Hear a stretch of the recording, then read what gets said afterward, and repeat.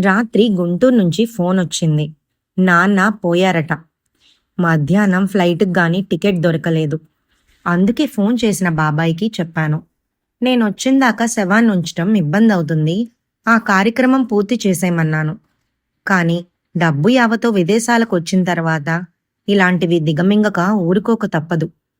బాబాయ్ అడగనే అడిగాడు. అయితే నీ భార్య రావటం లేదా? నాకు అబద్ధమాడక తప్పలేదు.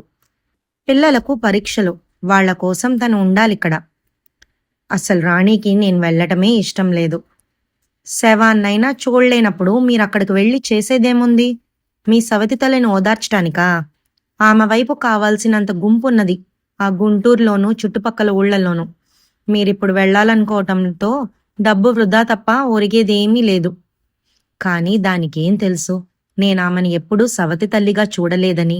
సొంత తల్లైతే ఎలా పెంచేదో గాని ఆమె నాకు సొంత తల్లి కూడా గుర్తురానంతగా పెంచింది. నా 4వ ఏట నా తల్లి పోయిన 2 సంవత్సరాలకు మా ఇంట కాలు పెట్టినప్పటి నుండి ఆమె అభిమానంగా చూడకపోతే, నన్ను అంతగా ప్రేమించకపోతే నేనీనాడు ఇంతవాణ్ణి అయ్యేవాణ్ణి కాదు. కానీ దానికి కారణం రాణి భాష్యం వేరు. ఆమెకు పిల్లల్లేరు కాబట్టి మిమ్మల్ని పట్టుకొని వేలాడుతోంది. రేపు ఎటుబోయి ఎటొస్తుందోనని. అంతేకాని మీ మీద ప్రేమతో కాదు. ఆమె నాకు సొంత తల్లి కాదు అనే విషయం ఎవరో కొద్దిమంది వయసు మళ్ళిన వాళ్లకు తెలుసునేమో, అంతే. డాడీ, మా ఫ్రెండ్ ఇంట్లో చూశాను.